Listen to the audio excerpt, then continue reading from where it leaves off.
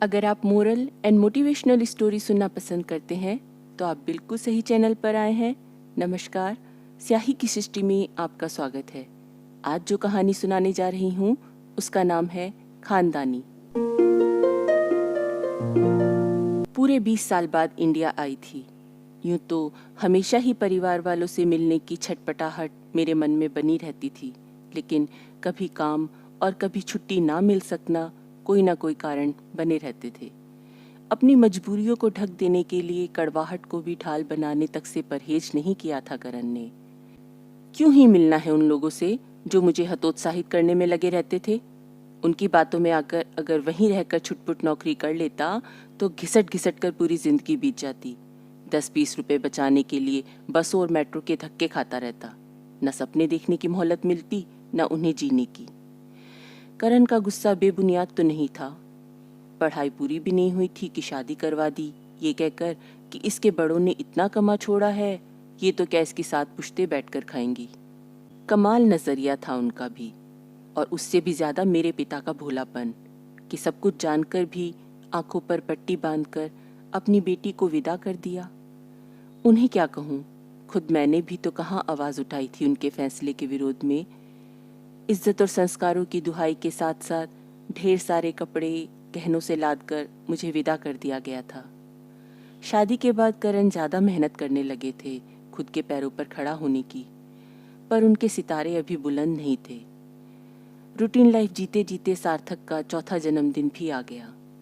बेटा जी, अब स्कूल जाने का टाइम आ गया है। मैं कल ही तुम्हारे भैया के स्कूल में तुम्हारे एडमिशन की फॉर्मेलिटीज पूरी कर दूंगा। जेठ जी ने सार्थक को प्यार से बर्थडे कैप पहना दी और उसे गोदी में उठा लिया। सचमुच अगले ही दिन उन्होंने एडमिशन फॉर्म लाकर मुझे दे दिया। तभी ससुर साहब ने उन्हें फुसफुसाकर समझाया था, इतने महंगे इंटरनेशनल स्कूल में बड़े बड़े लोगों के बच्चे पढ़ते हैं, उनकी देखा देखी रोज किसी न किसी तरह की जिद पकड़ा करेगा। फीस और किताबों तक तो फिर भी ठीक है, पर ये फालतू का खर्चा भी तेरे ही सिर पड़ जाएगा। इसके बाप को तो अभी तक धेला भी कमाने की सुध नहीं है। सारा सारा दिन यहाँ वहाँ इंटरव्यू के नाम पर आवारा घूमता फिरता है। अभी तक उसे पाल रहे थे, अब उसके बच्चे। अरे बेटा, जिसे पढ़ना होता है वो सरकारी स्कूल में भी पढ़ ही लेता है। मैं तो ये सब सुनकर सह लेती, लेकिन सार्थक ने जब ये पापा को बताया, उन्होंने बिना किसी को कुछ भी बोले नॉर्वे के लिए तैयारियां शुरू कर दी। सारा इंतजाम इतनी गुपचुप तरीके से किया गया था कि मुझे भी भनक नहीं हुई। मैं मान ही नहीं सकती, भला मियाँ बीवी में आपस में सलाह किए बिना इतना बड़ा फैसला हो जाए। तुझसे तेरे गहने मांगे और तूने दे दिए, बिना ये पूछे कि वो इनका क्या करेगा। जा, ले जा मेरे बेटे को मुझसे दूर, विदेश जाकर आजाद रहो। घर से निकलते हुए सासू जी के कहे ये शब्द आज तक नहीं भूल सकी थी मैं। दिशा के बदलने से दशा भी बदलने लगी। करण को छोटा सा स्टार्टअप शुरू करने के लिए बहुत बड़ा रिस्क और दिन रात की मेहनत करनी पड़ी, और आखिरकार समय ने करवट ली। कहते हैं नॉर्वे में कभी रात नहीं होती।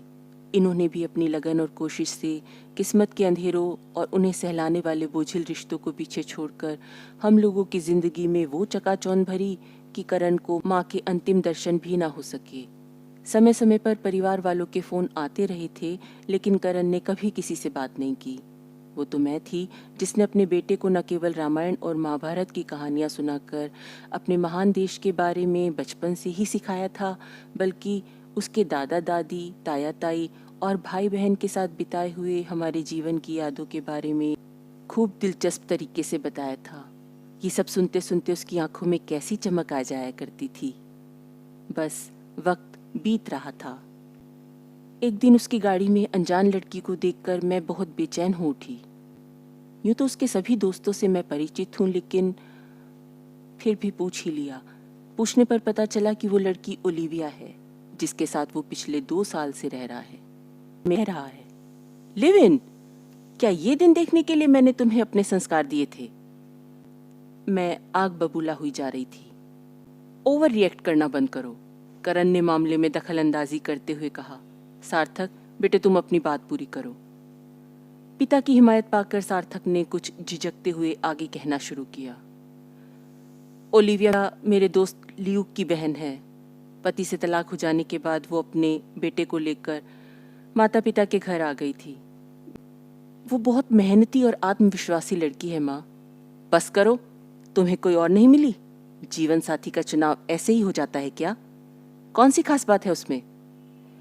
प्लीज आप एक बार मिल तो लो उससे। अगर आपके संस्कारों से अलग हुई तो मैं वही करूंगा जो आप बोलोगे। मैं कुछ नहीं सुनना चाहती। हम इंडिया जा रहे हैं और वहीं की एक अच्छी और खानदानी लड़की से तुम्हारी शादी होगी। अच्छी और खानदानी लड़की की क्या पहचान है माँ? मैं खुद पहचान लूंगी, तुम्हें परेशान होने की कोई जरूरत नहीं है। मैंने आंखें तरेर कर सार्थक को देखा तो करण चुप न रह सके। बोले, उस पहचान का मापदंड क्या होगा? कुछ मुलाकातें और कुछ सवाल जवाब जिनकी तैयारियां वो पहले से करके बैठी होगी। बाप बेटे ने पुरजोर कोशिश की, लेकिन मेरे अनशन के सामने इन लोगों की एक न चली। मैं बहुत खुशी खुशी अपने वतन जाने की तैयारियों में लग गई। अपने सभी देसी रिश्तेदारों और मित्र मंडली को अपने वहां आने की सूचना देने के साथ साथ आने का विशेष कारण भी बता दिया। 2 महीनों में रोज ही किसी न किसी से स्काइप पर बात होती रहती थी। ढेरों सवाल, लुभावने जवाब। संक्षेप में कहूं तो सागर मंथन से मोती चुनना था मुझे। मन में एक खटका भी लगा हुआ था कि अगर किसी के सामने सार्थक ने अपने लिव इन रिलेशन की बात कह दी तो। रात भर नींद नहीं आई। आज तो मुझे खुश होना चाहिए था। इतने दिनों की तलाश, मेहनत और इंतजार के बाद मेरी 5 उंगलियां घी में थी। इतने अच्छे रिश्तों के प्रस्ताव मेरे पास थे, फिर भी न जाने क्यों मन बेचैन हुआ जा रहा था। कश्मकश बनी हुई थी। उनमें से किसी एक लड़की को अपनी वधू के रूप में चुनना था मुझे।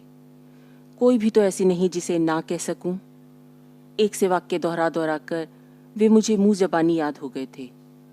जैसे, कहाँ तक पढ़ी हो? हमारे यहाँ सब फूडी हैं, खाना तो बनाना जानती हो ना? हम लोग आज भी अपनी जड़ों से जुड़े हुए हैं, तो कभी कभार नहीं, हर त्योहार मौके पर अपने देसी परिधान में सिर ढके हुए पूजा पाठ में शामिल होना होगा। करियर के बारे में क्या सोचती हो? और सबसे खास और अटपटा सवाल था उसकी वर्जिनिटी। क्या मुझे ये सवाल करते हुए इसलिए झिझक नहीं हो रही थी कि मेरी अपनी कोई बेटी नहीं थी, या कि इस बात की महत्ता को मैं सार्थक के सामने प्रमाणित करना चाहती थी? उससे भी ज्यादा अटपटा ये था कि उन लड़कियों ने अपना चरित्र बेदाग साबित करने के सारे दांवपेच लगा दिए। उनके परिवार वालों को भी इस पर कोई आपत्ति नहीं हुई। होती भी क्यों कर, उनकी बेटी का विदेश में बस जाने का सपना पूरा जो होने जा रहा था, वो भी बिना किसी मशक्कत के। एक बात तो तय थी, मेरा बेटा मुझे प्यार बहुत करता था, इसलिए मेरे साथ आने को तैयार भी हो गया था। लेकिन मेरे द्वारा तैयार की गई प्रश्नावली में कहीं भी ये छानबीन शामिल नहीं थी, क्या वो मेरे बेटे का साथ जिंदगी भर इतने ही प्यार और उत्साह से निभाएगी जितनी खुशी आज जाहिर कर रही है। मैं आत्ममंथन में लगी हुई थी। सार्थक मेरी इच्छा को सम्मान देते हुए यहाँ चला आया। एक आदर्श बेटे की तरह सब कन्याओं और उनके परिवार वालों से मिला भी। ये सब करते हुए वो मुझे एक कठपुतली जैसा दिख रहा था जिसकी डोर मेरे हाथों में थी। क्या मैं उचित फैसला ले रही हूँ? क्या वर्तमान में कोई भी लड़की किसी एक देश या संस्कृति के लेबल से पहचानी जाती है? क्या वास्तव में वही उनकी पहचान और चरित्र है जिसका मुखौटा वो पहने हुए हैं? मेकअप की मोटी परत, आधुनिक परिधान और ट्रेंडिंग हेयर स्टाइल के साथ साथ खुले विचारों को बेबाक मुस्कान के साथ सामने रखने वाली देसी लड़कियां विदेशी बालाओं से किस मायने में कम है? क्रॉनिकल ऑनलाइन पर्सनैलिटी की स्वामिनी, बेरोजगारी के व्यापक रूप के चलते अपनी पहचान बनाने और पैसा कमाने के लिए सोशल मीडिया पर रात दिन उल्टे सीधे वीडियोस डालकर व्यूज बटोरने वाली लड़कियां जो मर्यादा और स्त्री सुलभ लज्जा की परिभाषा भी नहीं जानती।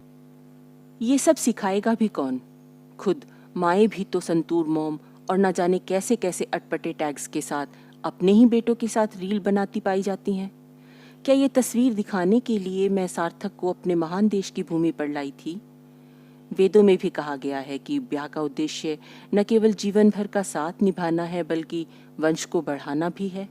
लेकिन आजकल तो अपनी फिगर और करियर को प्राथमिकता देते हुए बच्चों को जन्म देने की जिम्मेदारी भी सैरोगेसी टेक्निक पर छोड़ दी गई है। अपनी मिट्टी की जिस भीनी खुशबू से बाहरी मुल्क में भी मेरा रोम रोम महका रहता था, उससे छिटक कर दूर हो जाने के लिए आज मैं छटपटा रही थी। कल की मीटिंग? सार्थक ने गहरी सांस भरते हुए अनमने ढंग से पूछा, जैसे कोई भारी और सिर पड़ा काम बस निपटाना ही था। ओलिविया के साथ, मैंने बिल्कुल सहजता से जवाब दिया। अपना कंबल सिर तक ढककर आंखें मूंदते हुए बोली, जाते जाते मेरे कमरे की लाइट ऑफ कर देना, मैं बहुत थक गई। उसने लाइट बंद करके दरवाज़ा बंद कर दिया, लेकिन चंद सेकंड बाद लाइट वापस ऑन हुई। वो मेरे पास बैठ गया, खुशी से मेरे दोनों हाथों को चूमते हुए बोला, क्या क्या कहा आपने ओलिविया? मैंने कंबल झटक कर दूर कर दिया और अपने बेटे की खुशी को दिल से महसूस करते हुए बोली, हाँ बेटा। सच कह रही हो माँ? बिल्कुल सच और एकदम फाइनल। तो ये थी कहानी खानदानी। अगर कहानी अच्छी लगी हो तो प्लीज़ लाइक और शेयर कर दीजिएगा। चैनल पर पहली बार आए हैं तो सब्सक्राइब कर लीजिएगा ताकि मेरी हर नई कहानी आप तक पहुंच सके, वो भी बिल्कुल फ्री में। आपका दिन शुभ हो। धन्यवाद।